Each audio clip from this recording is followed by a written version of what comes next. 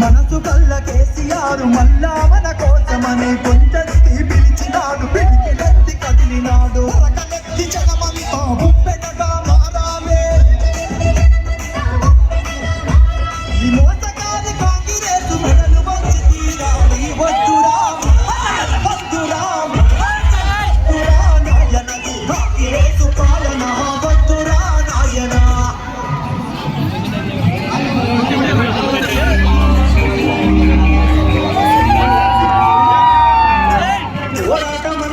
కొత్తగాదేమో తల్లి లచ్చువమ్మ బాబు ఆరాట పడకుంటే రాష్ట్రమేదే నా తల్లి లచ్చువమ్మ గులాబీ జెండా ఎత్తుకుంటామో తల్లి లచ్చువమ్మ వెనుకడుగు వెయ్యక ముందరుంటా నా తల్లి లచ్చువమ్మ నేల తల్లి నెల్ల బారుతుంది నోరు తెలిసి బాబు నడుగుతుంది కేసీఆర్ బాబు కదులుతుండు బాబు వెంటే నేను బయలెల్లుతా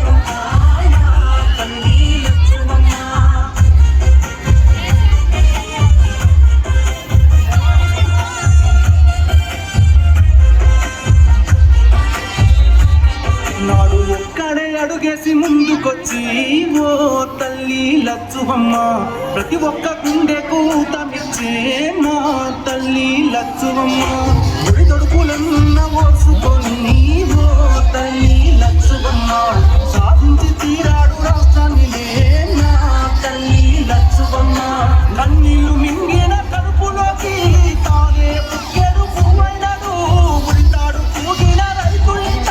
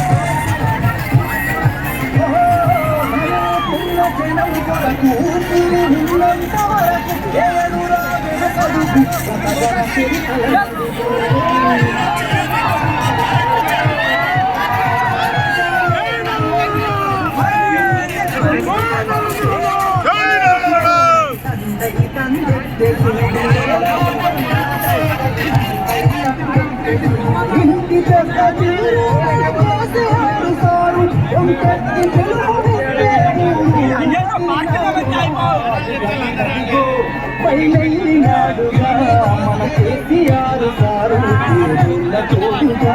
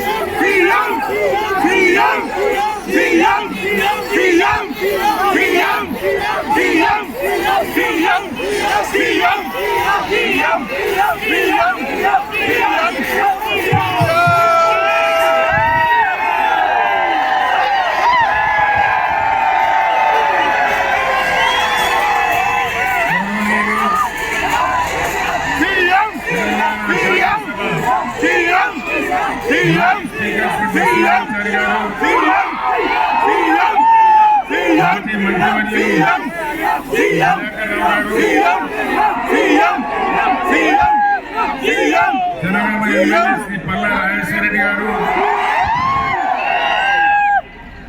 గౌరవనీయులు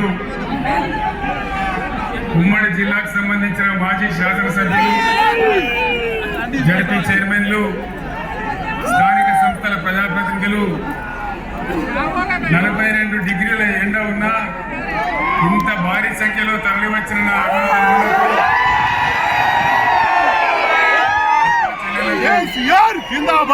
ప్రజలందరికీ నమస్కారం.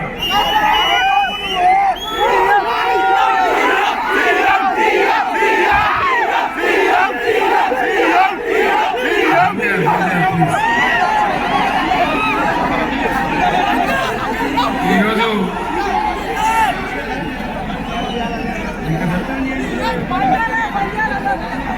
పార్లమెంట్ ఎలక్షన్లు జరుగుతూ ఉన్నాయి. మీ అందరికీ తెలుసు,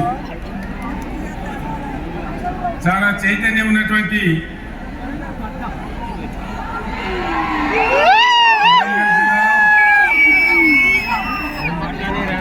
బాబు జెండా దేవాలి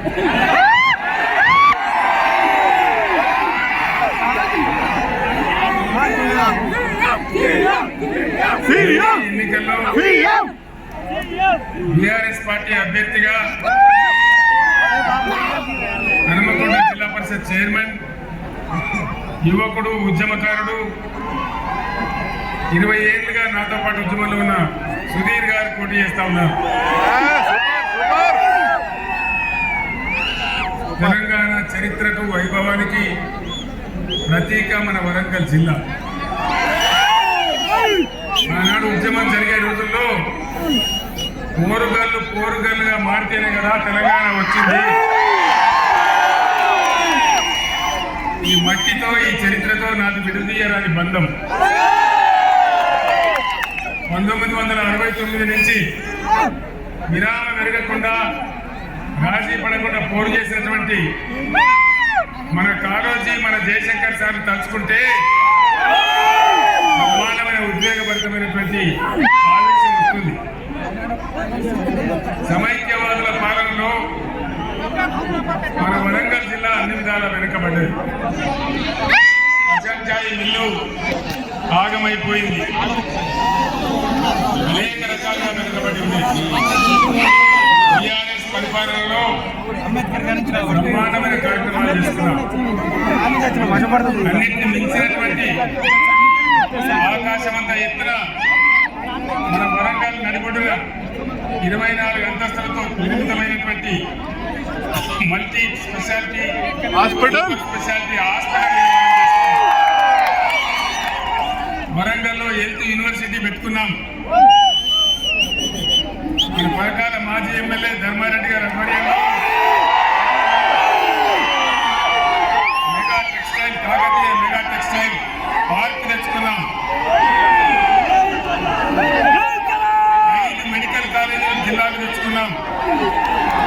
ములుగులో మెడికల్ కాలేజీ, భూపాలపల్లిలో మెడికల్ కాలేజీ, నర్సంపేటలో మెడికల్ కాలేజీ, మహబూబాబాద్లో మెడికల్ కాలేజీ, మన జనగామలో మెడికల్ కాలేజీ. ఒక్క మెడికల్ కాలేజీ ఉన్న వరంగల్ జిల్లాలో 5 మెడికల్ కాలేజీలు కొత్తగా తెచ్చుకున్నాం.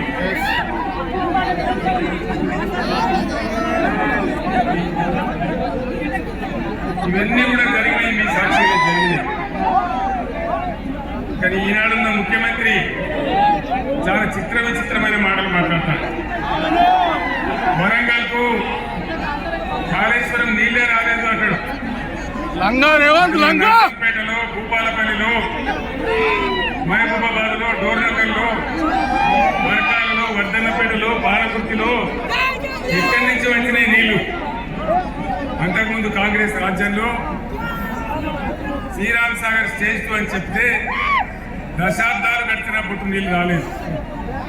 మీ సహకారంతో మనం తెలంగాణ సాధించుకున్న తర్వాత కష్టపడి అన్ని కంప్లీట్ చేసి మధ్యలో కాళేశ్వరం నిర్మాణం చేస్తే వరంగల్ జిల్లాకు నీళ్లు వచ్చి బ్రహ్మాండమైన పసిడి రాసులు లాంటి పంటలు పండినాయి.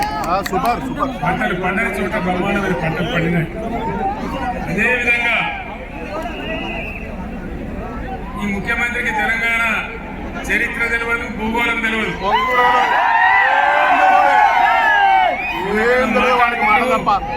కృష్ణానది కూడా నేనే కట్టిన అంటాడు. నది కట్టిన ప్రపంచంలో సోషల్ మీడియాలో భయంకరంగా రోలింగ్ చేసినారు వాళ్ళందరూ కూడా. ఆ విధంగా ఒకడు కూడా ఏరికోని మొగన్ని తెచ్చుకున్నాడు. ఒక ఆమె ఏరికోని మొగన్ని తెచ్చుకుంటే ఎగిరెగిరి తనిండాడు వాడు. మనం ఇవాళ వాళ్ళ అడ్డగోలు ఆమె చూసి మోసపై ఓటేస్తే కేవలం 4-5 నెలలే ఏం జబ్బు వచ్చింది నాకు అర్థం కాదు. తెలంగాణకు కరెంట్ ఎక్కడ పోయింది, సాగునీళ్ళు ఎక్కడ పోయినాయి, పంటలు ఎందుకు ఎండుతున్నాయి, మంచినీళ్ళ కరువు ఎందుకు వస్తుంది? గత 10 ఏళ్ళలో ఇవన్నీ ఉండేనా? ఎన్ని గోల్మాలు అయితే ఒక్కటంటే ఒక్క హామీ కూడా అమలు చేయలేదు.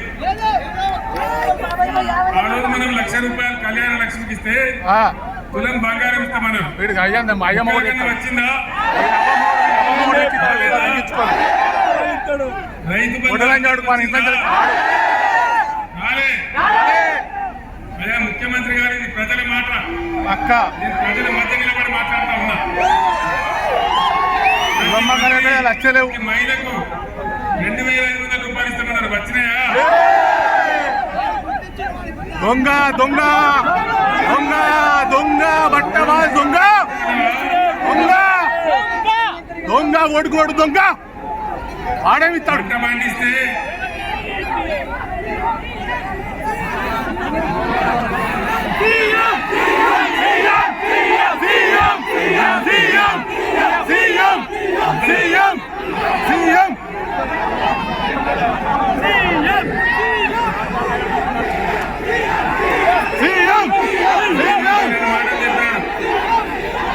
ఆ రోజు మనం 2 దఫాలుగా ₹1,00,000 వరకు రుణమాఫీ చేస్తామని చెప్పి 2 దఫాలుగా 30,000 కోట్ల మాఫీ చేసినాం. ముఖ్యమంత్రి మాట్లాడిండు. ముఖ్యమంత్రి ఏమన్నాడు? కేసీఆర్ ₹1,00,000 రుణమాఫీ చేసిండు కదా, ఇక మీరు ఉరుకుని బ్యాంక్ లో ఉరుకుని 2 లక్షలు తెచ్చుకోండి, డిసెంబర్ 9 నాడు 10:30 గంటలకే మాఫీ అన్నాడు. 2 లక్షల రుణమాఫీ అయ్యిందా?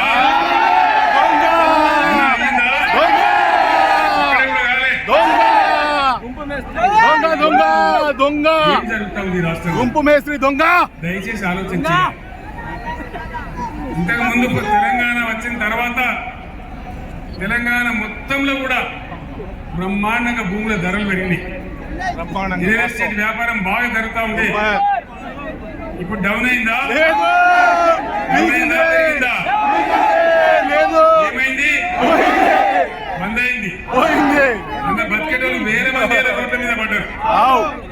హైదరాబాద్ లో పెద్ద పెద్ద నగరాలలో గత 5 నెలలుగా పర్మిషన్లు ఇస్తలేదు. ఏం కారణం పర్మిషన్లు ఇవ్వకపోవడానికి? మామూలుగా తెలంగాణ రాష్ట్రంలో మనం TS B పాస్ తెచ్చినాం. 21 రోజులలో ఆటోమేటిక్ అప్లికేషన్ పెడితే పర్మిషన్ ఇచ్చేయాలి. అది చట్టం. ఈ ముఖ్యమంత్రి మంత్రివర్గం ఆ చట్టాన్ని ఉల్లంఘించి పర్మిషన్ ఇవ్వడం లేదు. ఎందుకో తెలుసా? వేరే రాష్ట్రాల్లో ఉన్నట్టుగా ఎవడైనా బిల్డింగ్ కడితే స్క్వేర్ ఫీట్ కింద అని కాంగ్రెస్ పార్టీకి లంచం ఇవ్వాలి. దానికోసం మొత్తం ప్రగతిని ఆపేసి, అభివృద్ధిని ఆపేసి ఇలా పర్మిషన్ కూడా ఇవ్వడం లేదు. కంప్లీట్ అయిన బిల్డింగ్ లకు కూడా ఆక్యుపెన్సీ సర్టిఫికేట్ ఇవ్వడం లేదు. ఇవన్నీ కూడా బండారం బయట పెడతాం. డెఫినెట్ గా మనం ముందుకు పోతాం. ఇక ఇంకొక పార్టీ ఈ ఎన్నికల్లో పోటీ చేసే మరొక పార్టీ బీజేపీ పార్టీ. అది చాలా ప్రమాదకరమైన పార్టీ. దానికి ఎంతసేపు పంచాయతీలు పెట్టించడు, విద్వేషం తప్ప బీజేపీ ఎజెండాలో ఎక్కడ కూడా ప్రజల కష్ట సుఖాలు ఉండవు. అందుకోసం దయచేసి యువకులతో నేను కోరుతా ఉన్నా, వెర్రి ఆవేశం కాదు, పిచ్చే ఆవేశం కాదు. ఈ దేశం మీది, ఈ రాష్ట్రం మీది, రేపటి భవిష్యత్తు మీది. కాబట్టి మీరు ఆలోచించి,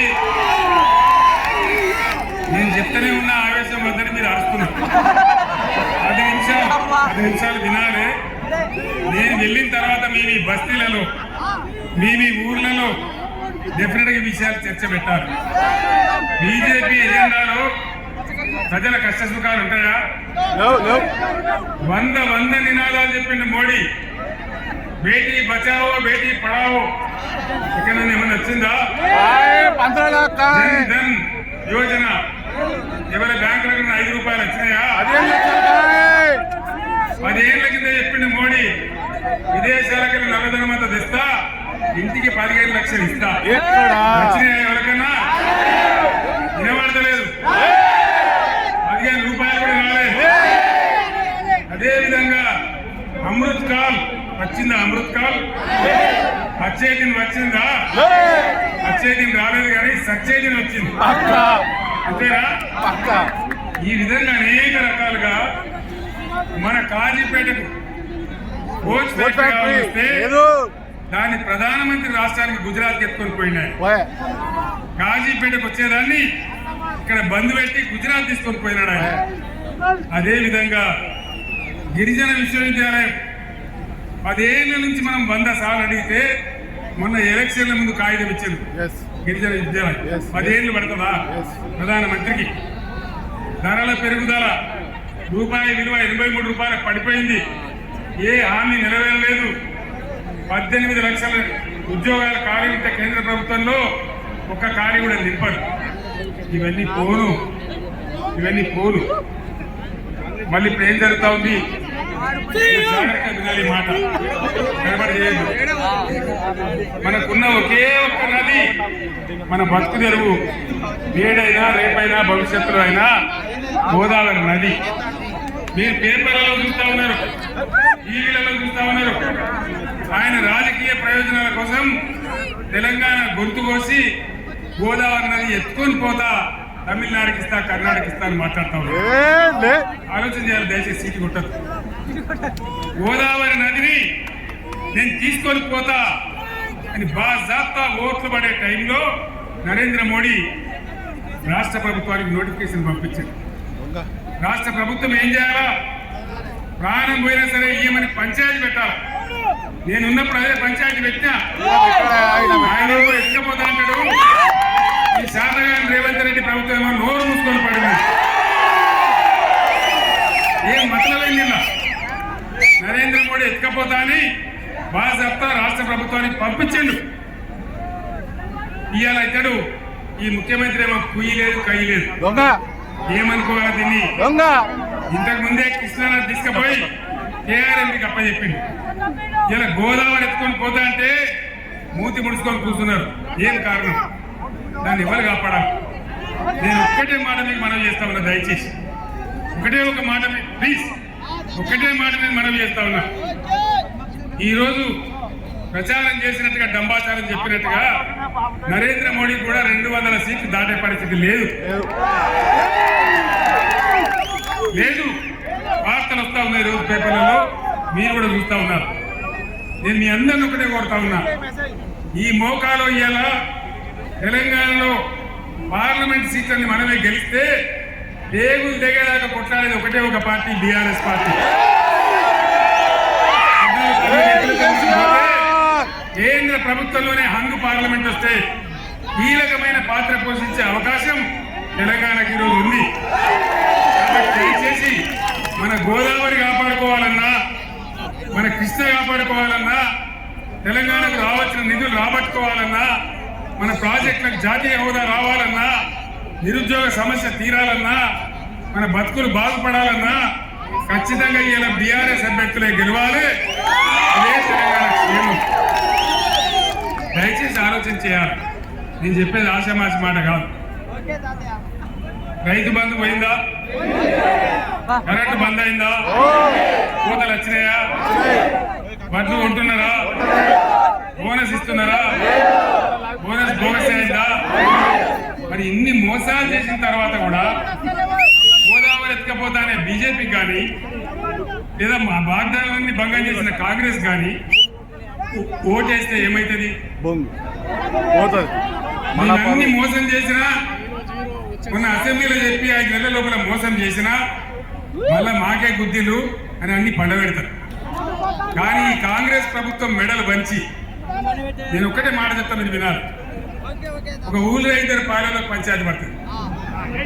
ఏం చేస్తారు? వాదించడానికి ఆయన ఒక పంచులు ఈయన ఒక పంచులు పెట్టుకుంటారు. ఇలా తెలంగాణ ప్రజలకు కాంగ్రెస్ పార్టీకి పంచాయతీ పడ్డది. మరి తెలంగాణ ప్రజల తరఫున కొట్లాడే పంచి ఎవరు? నేనేనా? బీఆర్ఎస్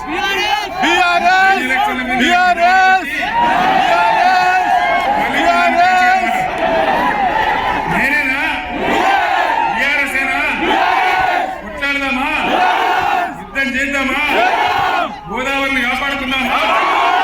కృష్ణా కాపాడుకుందామా? మళ్ళీ బీఆర్ఎస్ గవర్నమెంట్ లాగా బ్రహ్మాండంగా రైతు బంధు తెచ్చుకుందామా? కంటి నిండా కరెంటు తెచ్చుకుందామా? ఇవి జరగాలంటే సుధీర్ కుమార్ గెలవాలి. నాకు ఇచ్చే బలంతోనే కదా నేను కొట్లాడేది, నాకు ఇచ్చే శక్తితోనే కదా.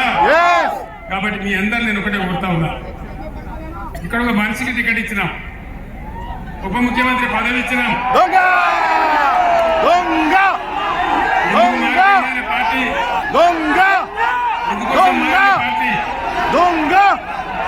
నేను ఒకటే మాట చెప్తా ఉన్నా, కడియం శ్రీహరి దొంగ,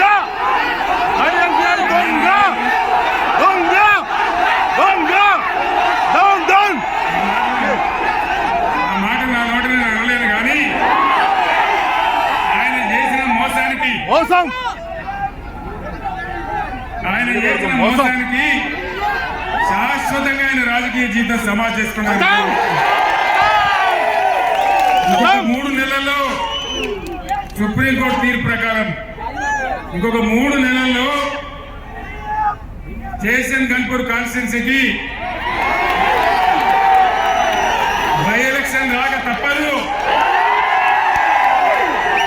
మన రాజయ్య ఎమ్మెల్యే కాక కూడా తప్పదు.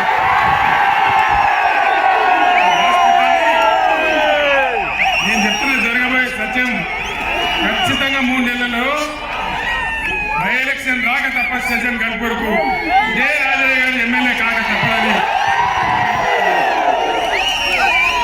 చెప్పే గుణపాఠం అదే.